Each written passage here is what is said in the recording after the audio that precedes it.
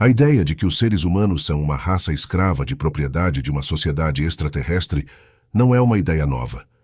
Ela foi expressada há milhares de anos atrás pelas primeiras civilizações registradas na humanidade. A primeira destas civilizações foi a Suméria, uma sociedade notavelmente avançada que floresceu no vale dos rios Tigres e Eufrates entre 5 e 4 mil anos antes de Cristo e se estabeleceu como uma grande civilização por volta de 3.500 antes de Cristo. Até recentemente, a antiga Suméria era pensada como sendo o local da primeira cidade da humanidade. As escavações, entretanto, revelaram uma cidade em Jericó, perto de Jerusalém, construída há 7.000 anos antes de Cristo.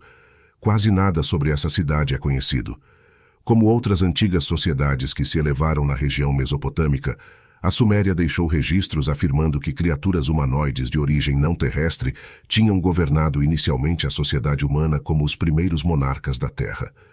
Estas pessoas alienígenas eram frequentemente confundidas com deuses. Alguns deuses sumérios eram ditos viajarem no céu e pelos céus em globos voadores e veículos semelhantes a foguetes. Antigos entalhes apresentam vários deuses usando aparelhos como óculos ao redor de seus olhos. Os sacerdotes humanos agiam como meros intermediários entre estes deuses alienígenas e a população humana. Nem todos os deuses mesopotâmicos eram extraterrestres de aparência humana. Alguns eram óbvias fabricações e atributos fictícios eram frequentemente atribuídos aos deuses extraterrenos humanoides. Uma vez fossem expostas as claras ficções, contudo, descobrimos dentro do panteão mesopotâmico uma classe distinta de seres que de fato se encaixam no molde dos antigos astronautas.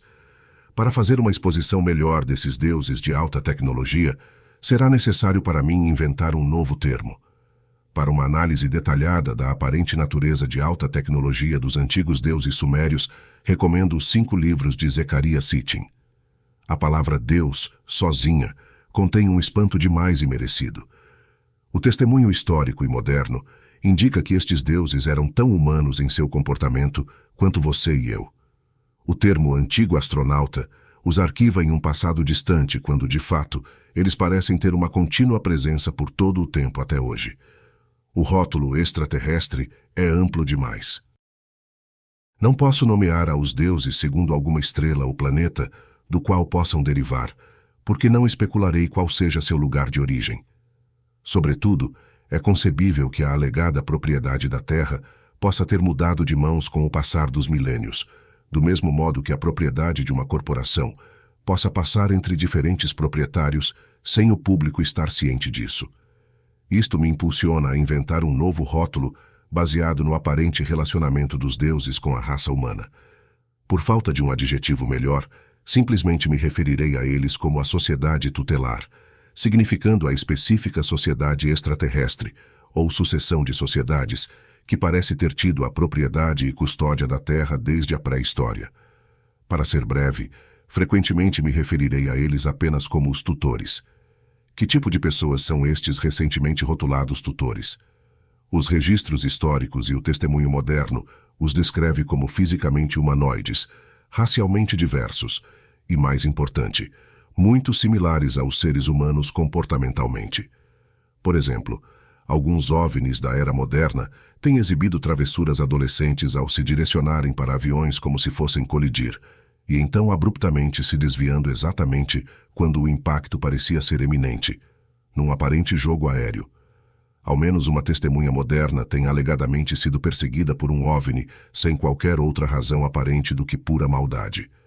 Os escritores antigos descrevem os extraterrestres como capazes de amar, odiar, se divertir, sentir raiva, serem honestos e depravados. Os registros antigos e os testemunhos modernos igualmente indicariam que as personalidades tutoras se caracterizam entre santos e pecadores, dos mais degradados dos déspotas aos humanitários de melhor coração. Tristemente, é o elemento brutal e despótico da sociedade deles, que parece ser o mais influente nos assuntos da Terra, como devemos documentar. As antigas civilizações mesopotâmicas registraram uma grande quantidade destas histórias em tabletes de argila. Somente uma fração destes tabletes sobreviveram para contar uma história notável sobre os deuses e seu relacionamento com o Homo sapiens. Segundo a história inscrita nos tabletes mesopotâmicos, houve um tempo quando os seres humanos não existiam. A Terra era habitada por membros da civilização tutora. A vida tutelar na Terra, contudo, não era agradável. Os esforços tutelares para explorar a riqueza mineral e os recursos naturais da Terra eram exaustivos. Como um tablete diz, quando deuses como homens realizaram o trabalho e sofreram o trabalho duro dos deuses foi grande, o trabalho era pesado, o sofrimento era sujo. Os tabletes descrevem as vidas de trabalho penoso infindável, da medida em que os deuses construíam, escavavam e realizavam operações de mineração na terra. Os deuses não estavam contentes com a parte deles neste trabalho. Eles estavam inclinados a se queixarem, sabotarem e a se rebelarem contra seus líderes. Uma solução era necessária, e ela foi encontrada: criar uma nova criatura capaz de realizar os mesmos trabalhos que os tutores na Terra. Com este propósito em mente, os deuses tutores criaram o Homo sapiens. Os tabletes mesopotâmicos contam a história da criação na qual um deus é condenado à morte pelos outros deuses, e o corpo e sangue são então misturados com a argila. Ao ser cozido, um ser humano é feito. A nova criatura da Terra é muito similar em aparência aos seus criadores. Em seu livro The 12th Planet, o autor Zecharia Sitchin exaustivamente analisa as histórias sumérias da criação. Ele conclui que a história do corpo de um deus sendo misturado à argila pode estar se referindo à engenharia biológica. O Dr. Sitchin apoia sua surpreendente conclusão nos apontamentos que esses tabletes fazem, afirmando que os primeiros humanos foram gerados nos úteros de deusas tutelares. Segundo os tabletes, os tutores tinham corpos masculinos e femininos e se acasalavam por intercurso sexual.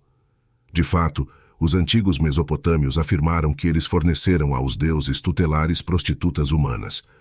O Dr. Sitchin acredita que a argila foi uma substância especial que podia ser inserida no útero da tutora. Esta substância continha células geneticamente engenhadas da nova criatura escrava, o Homo sapiens. Aparentemente, os humanos podiam procriar desta forma por serem fisicamente muito similares aos seus tutores. Interessantemente, os cientistas modernos têm procriado animais de modo similar, tal como uma zebra no útero de uma égua. Os antigos tabletes mesopotâmicos acreditam em particular a um deus a supervisão da fabricação genética do Homo sapiens. O nome deste deus era Ea. Foi relatado que ele era filho de um rei tutor que governava um planeta muito distante, dentro do Império Tutor. O príncipe Ea era conhecido pelo título Enki, que significa Senhor da Terra. Os antigos textos sumérios revelam que o título de Ea não estava completamente correto, porque era dito que ele havia perdido seu domínio sobre grandes porções da terra para seu meio-irmão Enlil, durante uma das inumeráveis rivalidades e intrigas com as quais os governantes tutores viviam ocupados. Além de haver engenhado o Homo sapiens, o príncipe Ea recebe o crédito de muitas outras realizações. Se ele fosse uma pessoa de nosso tempo, poderia ser melhor descrito como um cientista e engenheiro civil de talento considerável. É dito que ele drenou os pântanos do Golfo Pérsico e os teria substituído por fértil terra agrícola. Ele supervisionou a construção de represas e diques. Ea amava navegar, e ele construiu navios nos quais navegava pelos mares. Quando chegou o momento de criar o Homo sapiens, ele demonstrou um bom conhecimento de engenharia genética, mas segundo os tabletes, não sem tentativa e erro.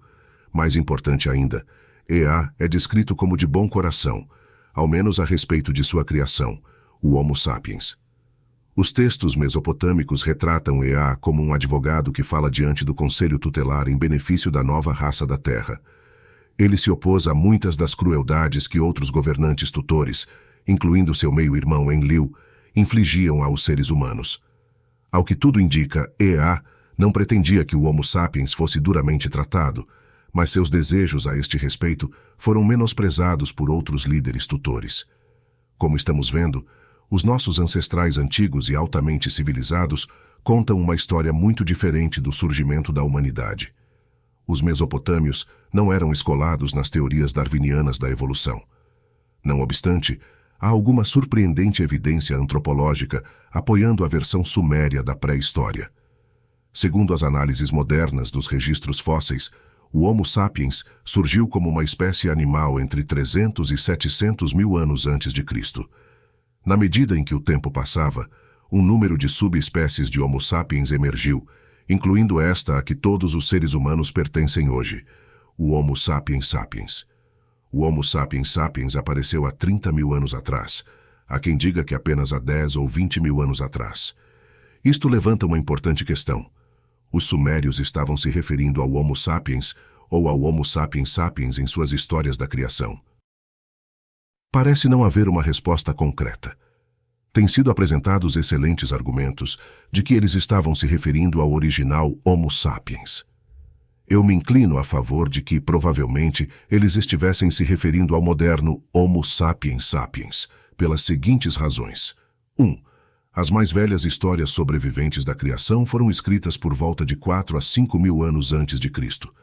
É muito mais provável que o verdadeiro registro da criação da humanidade sobrevivesse 5 a 25 mil anos do que o fizesse há 295 mil anos ou mais. 2. Se os sumérios estavam se referindo à criação do Homo sapiens sapiens, os eventos descritos posteriormente nos tabletes mesopotâmicos caem dentro de uma estrutura mais plausível. 3. Os próprios mesopotâmios eram membros da subespécie do Homo sapiens sapiens. Eles estavam primariamente preocupados em como eles próprios vieram à existência. Em seus vários trabalhos, os antigos sumérios apresentaram homens como animais peludos que pareciam uma subespécie mais primitiva do Homo sapiens. Os sumérios claramente viam estes homens primitivos como uma raça ou criatura inteiramente diferente. Se as histórias da criação da Mesopotâmia são baseadas em eventos reais e se elas se referem à criação do Homo sapiens sapiens, esperaríamos que este aparecesse muito subitamente na história. Notavelmente, isto é precisamente o que aconteceu.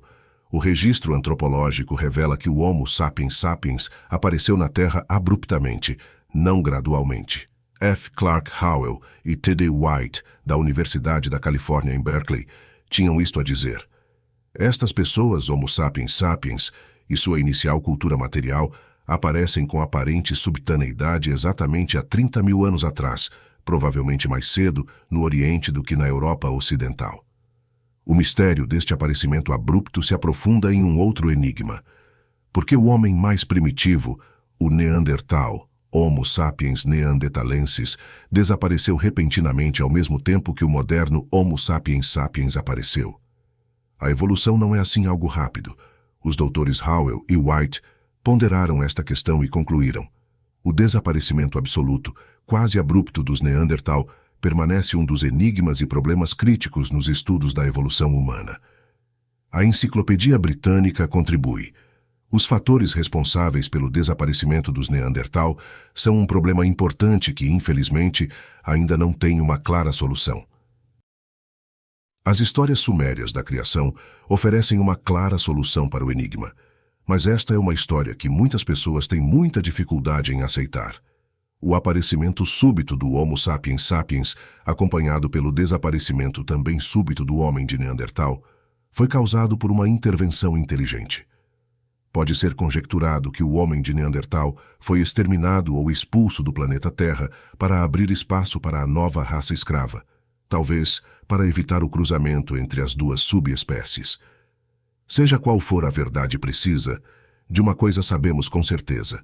A antropologia moderna tem descoberto uma substituição súbita do homem de Neandertal pelo homem moderno, e os registros mesopotâmicos afirmam que o planejamento inteligente de uma raça extraterrestre está em alguma medida por trás deste evento dramático. No capítulo 2, discutimos o fato de que os humanos parecem ser seres espirituais que animam corpos físicos. Os espíritos parecem ser a verdadeira fonte da consciência, personalidade e inteligência. Sem uma entidade espiritual que o anime, um corpo humano não passa de um corpo animal reativo ou morto. O povo da antiga Mesopotâmia entendeu perfeitamente este fato crítico quando eles mencionaram um ser espiritual em conexão com a criação do Homo sapiens. Você assassinou um Deus juntamente com sua personalidade, ser espiritual, e tendo removido seu pesado trabalho, impôs seu fardo ao homem. Os governantes tutores Sabiam que eles precisavam manter os seres espirituais permanentemente anexados aos corpos humanos para animá-los e torná-los suficientemente inteligentes para realizarem seus trabalhos. Na argila, o Deus, uma entidade espiritual, e o homem, corpo físico do Homo sapiens, devem ser ligados. Pelo fim destes dias, a carne e a alma em um Deus têm sido partidas. Esta alma em uma linhagem sanguínea deve ser ligada. Os tabletes são silenciosos sobre que personalidades foram escolhidas para animarem os novos corpos escravos. Baseado em como as coisas são feitas na sociedade humana, podemos supor que a sociedade tutelar usou criminosos, desviados, prisioneiros de guerra, grupos raciais e sociais detestados, não conformistas e outros indesejáveis para obter os seres espirituais que eles necessitavam para animar sua nova raça escrava na Terra. Os humanos certamente eram tratados como condenados, sentenciados ao trabalho duro. Com pás e picaretas, os seres humanos construíram os templos. Eles construíram os grandes bancos dos canais, para a comida para os povos e o sustento dos deuses. Como bestas de carga, os humanos eram tratados brutalmente pelos seus senhores extraterrestres. Os tabletes de argila contam vasta e catastrófica crueldade perpetrada pelos tutores contra seus serventes humanos. Medidas a sangue frio de controle populacional eram realizadas frequentemente. Ainda não haviam se passado 1.200 anos quando a terra se estendeu e as pessoas se multiplicaram. A terra estava rugindo como um touro, o deus cabra perturbado com a baderna deles. Enlil, o meio-irmão e rival de Ea, ouviu o barulho deles e se dirigiu aos grandes deuses, dizendo: "O barulho da humanidade tem se tornado intenso demais para mim. Com a baderna deles eu sou privado de dormir. Corte os suprimentos das pessoas. Deixe haver uma escassez de vida vegetal para satisfazer a fome deles. Haddad, um outro deus tutelar, deve retirar sua chuva, e abaixo a inundação regular da terra que a torna fértil não deve vir do abismo. Deixe o vento soprar e despir o solo. Deixe as nuvens se espessarem, mas não liberarem o orvalho. Deixe que os campos diminuam suas colheitas. Não deve haver alegria entre eles." Estas linhas sugerem que Enlil viveu mais de 1.200 anos. Uma longevidade similar é atribuída a Ea e outros regentes tutores. Muitas pessoas acham difícil acreditar que qualquer criatura, incluindo um extraterrestre, possa viver tanto tempo. A surpreendente longevidade atribuída aos governantes tutores pode talvez ser explicada pelas crenças espirituais sumérias. Os sumérios acreditavam que a personalidade, ser espiritual, sobrevive à morte do corpo físico e que é possível identificar a personalidade depois que ela tenha abandonado um corpo e tomado outro, do mesmo modo que podemos identificar um motorista que sai de um automóvel e entra em outro. Uma personalidade, portanto, pode manter a mesma posição social ou política corpo após corpo, tão logo ela possa ser identificada. Quando os sumérios dão aos tutores uma longevidade extensa, não estavam necessariamente sugerindo que um único corpo do tutor sobreviveu por séculos. Em muitos casos, eles parecem estar dizendo que uma personalidade tutora manteve uma posição política por um longo tempo, embora isto possa ter ocorrido por meio de uma sucessão de corpos. Um tablete assírio acrescenta: "Comande o que lá será uma praga.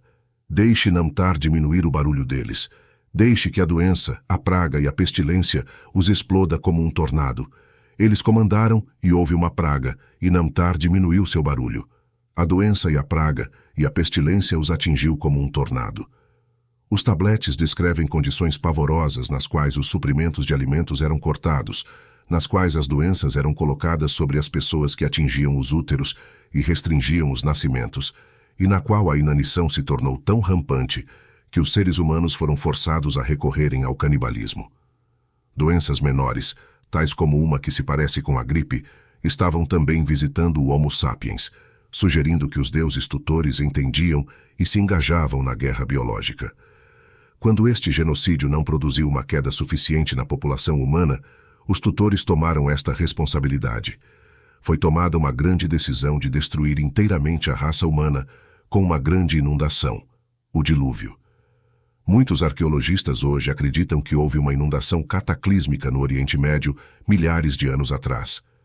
Uma descrição desta grande inundação é encontrada no épico de Gilgamesh, de origem babilônica, que antecede a Bíblia. Segundo o épico, um babilônio Utnapishtim foi abordado pelo príncipe Ea, que se opunha à decisão de destruir a sua criação, o Homo sapiens. Ea disse a Utnapishtim que outros deuses planejavam causar um dilúvio para dizimar a raça humana. Ea, que é descrito em outros escritos como um mestre marinheiro e construtor de navios, deu instruções a Utnapishtim sobre como construir um barco que sobrevivesse ao dilúvio. Utnapishtim seguiu as instruções de Ea e, com a ajuda de amigos, completou a missão antes da inundação começar. Utnapishtim então carregou seu barco com seu ouro, família e gado, juntamente com artesãos e animais selvagens, e partiu para o mar. Os tabletes assírios e babilônios relatam que exatamente antes da enchente chegar à terra, os tutores a queimaram em chamas. Então eles inundaram a região ao causar uma longa tempestade, e ao quebrar os intrincados sistemas de represas e diques que tinham sido construídos na Mesopotâmia para controlar a inundação errática dos rios Tigre e Eufrates.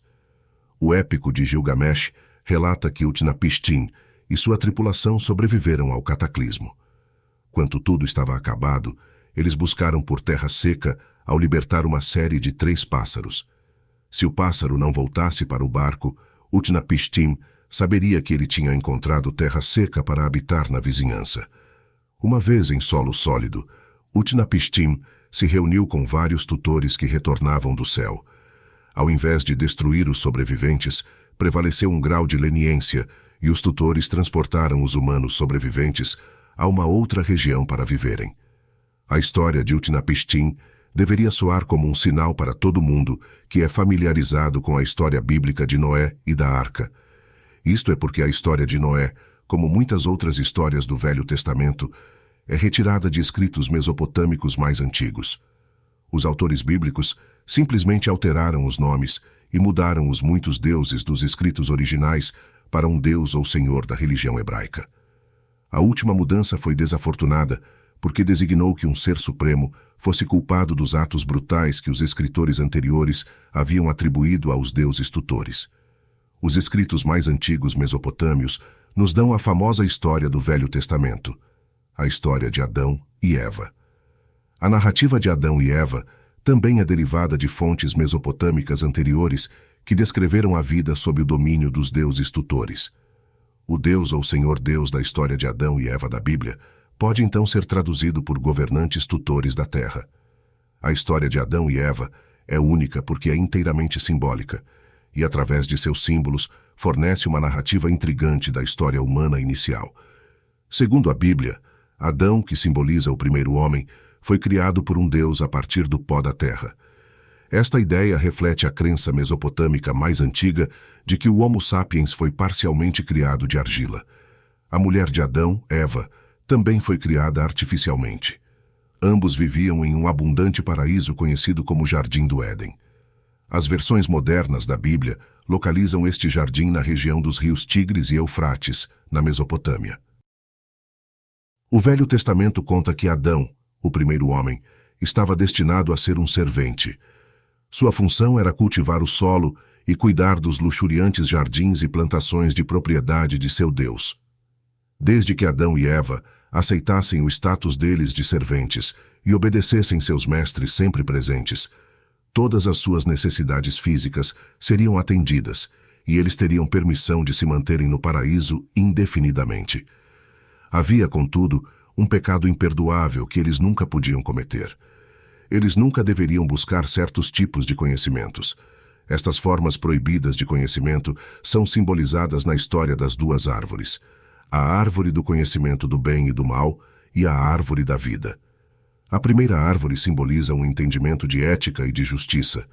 A segunda árvore simboliza o conhecimento de como conquistar e reter uma identidade e imortalidade espiritual.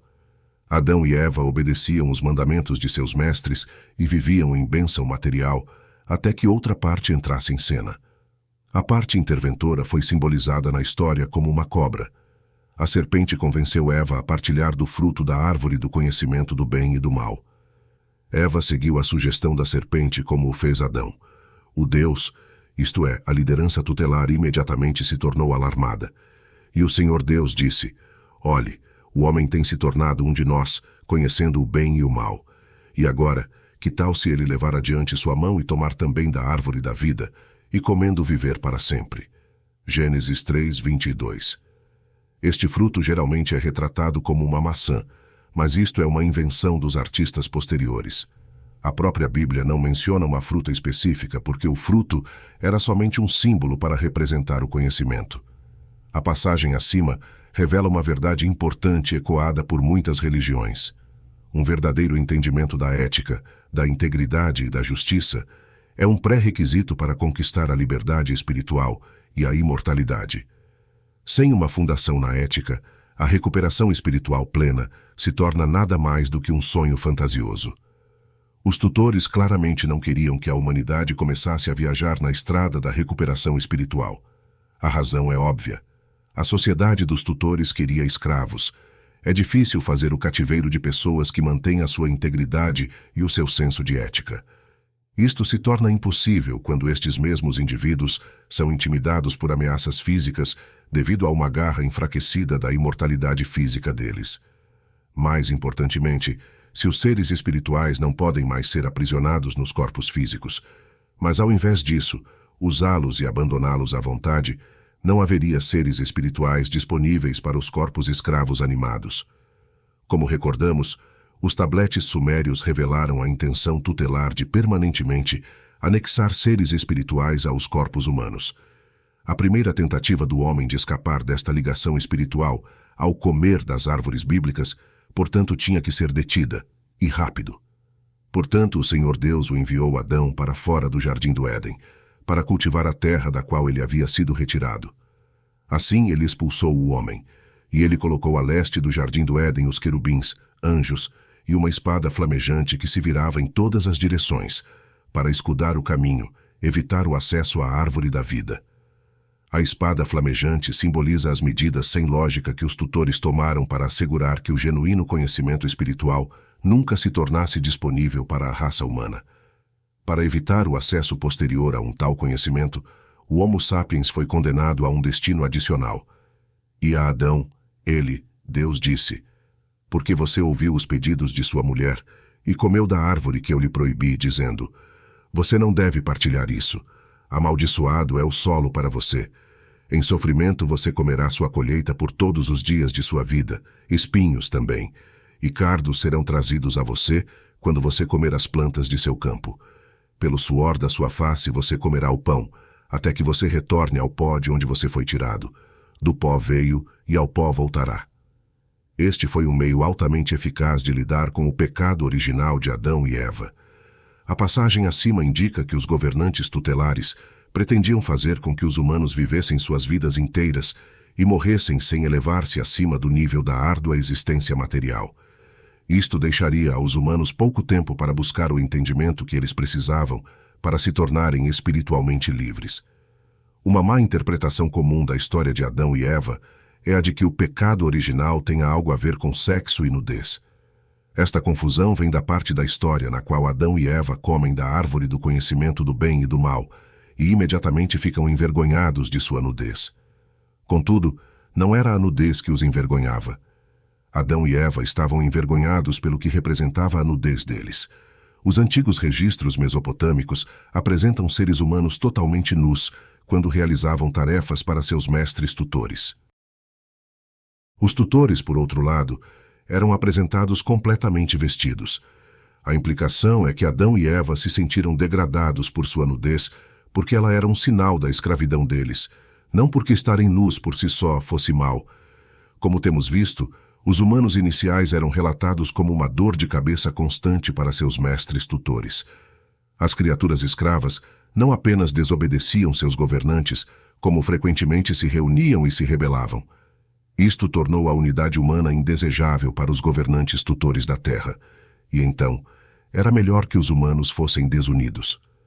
Um dos meios pelo qual o problema da unidade humana foi resolvido é descrito na história bíblica da Torre de Babel.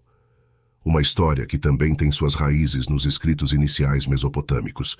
Segundo a Bíblia, isto é o que aconteceu depois do dilúvio. E a terra inteira falava uma só língua e usavam as mesmas palavras. E na medida em que o tempo passava, eles migraram para leste, onde eles encontraram uma planície na terra de Shinar, Babilônia, uma região na Mesopotâmia, e se estabeleceram lá. E eles disseram: Vamos nós mesmos construir a cidade e a torre, cujo topo alcançará os céus, e vamos fazer um nome para nós mesmos. Caso contrário, seremos espalhados pela face da terra. E o Senhor veio para ver a cidade e a torre que os homens estavam construindo. E o Senhor disse: Olhe, as pessoas estão unidas e eles têm uma só língua, e isto eles começam a fazer, e agora nada os impedirá de fazer o que têm em mente. Vamos descer lá e confundir a linguagem deles de forma que um não possa entender a fala do outro. Assim o Senhor os espalhou por toda a face da terra, e eles pararam de construir a cidade. Portanto, seu nome é Babel, porque lá o Senhor confundiu a linguagem da terra inteira, e de lá o Senhor os espalhou por toda a terra. Gênesis 11, de 1 a 9. No livro 12º Planeta, o Sr. Sitchin oferece uma análise intrigante da história da Torre de Babel. Segundo a pesquisa dele, a palavra nome na passagem acima, vamos fazer um nome para nós, era uma tradução da antiga palavra Shem. A tradução da Bíblia para a palavra Shem pode estar errada, diz o Dr. Sitchin, porque Shem vem da palavra raiz Shamá, que significa aquele que foi enviado para o alto. Os antigos Shems são monumentos obeliscos que eram prevalentes em muitas sociedades antigas. Estes Shems, ou obeliscos, foram copiados dos veículos em forma de foguete nos quais os antigos deuses tutelares eram ditos voarem. O Dr. Sitchin, portanto, acredita que a palavra Shem, nos textos mesopotâmicos, deve ser traduzida como veículo celestial, significando foguete. Quando esta tradução é colocada na passagem bíblica acima, descobrimos que os antigos babilônios não estavam tentando fazer um nome, isto é, uma reputação para eles mesmos. Eles estavam tentando fazer um veículo celestial ou foguete. A implicação é que eles queriam igualar o poder tecnológico de seus odiados mestres tutelares e, portanto, pôr um fim em sua escravidão. A própria torre pode ter sido pretendida como uma plataforma de lançamento para o foguete humano. Se a análise provocativa do Dr. Sitchin está correta, deveríamos entender melhor por que as entidades tutelares ficaram tão alarmadas com a Torre de Babel e sentiram uma tal necessidade compelente de desunir completamente a raça humana. As histórias e lendas antigas de outras partes do mundo indiretamente apoiam a história da Torre de Babel. O povo japonês, os esquimós do Alasca, os sul-americanos e os egípcios têm tradições afirmando que seus antepassados iniciais teriam sido ou transportados por deuses de aparência humanoide para onde os descendentes modernos vivem hoje, ou que estes deuses tinham sido a fonte de sua linguagem ou escrita. Pode ser difícil de aceitar as declarações bíblicas e mesopotâmicas de que a antiga sociedade humana tinha sido dividida há milhares de anos atrás em um esforçoso dividir para conquistar, partindo de extraterrestres voadores. Muito embora a técnica de dividir para conquistar seja frequentemente usada por líderes militares e políticos humanos durante tempos de guerra. Interessantemente, o uso desta técnica foi advogado há um certo número de anos atrás por um distinto professor de Yale, no caso da Terra vir a colonizar outros planetas. O bom professor sugeriu que a Terra poderia controlar um outro planeta habitado ao jogar um grupo nativo contra outro. Se compararmos as ideias antigas e modernas de como a humanidade veio a existir, descobrimos duas versões diferentes. A versão antiga é que uma sociedade extraterrestre veio a possuir a Terra com a finalidade de explorar os recursos do planeta. Para tornar mais fácil a exploração, uma raça trabalhadora foi criada, o Homo sapiens. Os humanos eram tratados como um rebanho e eram frequentemente assassinados quando se tornavam numerosos demais ou problemáticos. Para preservar o Homo sapiens como uma raça escrava e para evitar uma futura rebelião, o conhecimento espiritual foi reprimido. Os seres humanos foram espalhados geograficamente em diferentes grupos linguísticos e as condições foram criadas para tornar a sobrevivência física na Terra em um trabalho diário consumidor, do nascimento até a morte. Este arranjo era para ser mantido indefinidamente enquanto a sociedade tutelar possuísse a Terra. Em contraste, a opinião moderna é que os seres humanos tinham evoluído acidentalmente de matéria estelar, de lodo para peixes, de peixes para macacos e finalmente de macacos para pessoas. A opinião moderna parece mais fantasiosa do que a antiga. Na história de Adão e Eva, notamos o aparecimento de uma cobra. A serpente é dita ser inimiga de Deus, e Satã tem literalmente se transformado em um réptil. A Bíblia sugere que as serpentes são temidas e desprezadas hoje por causa da alegada transformação de Satã no Jardim do Éden. Contudo, deve ser lembrado que a história bíblica de Adão e Eva é inteiramente simbólica. A serpente, também, era um símbolo, não era um réptil real. Para determinar o que representava a cobra bíblica, devemos mais uma vez voltar às fontes mais velhas e pré-bíblicas. Quando fazemos assim, descobrimos que o símbolo da serpente tinha dois significados muito importantes no mundo antigo. Ele era associado com o deus tutelar Ea, o reputado criador e benfeitor da humanidade, e também representava uma organização influente com a qual Ea estava associado, a Irmandade da Serpente.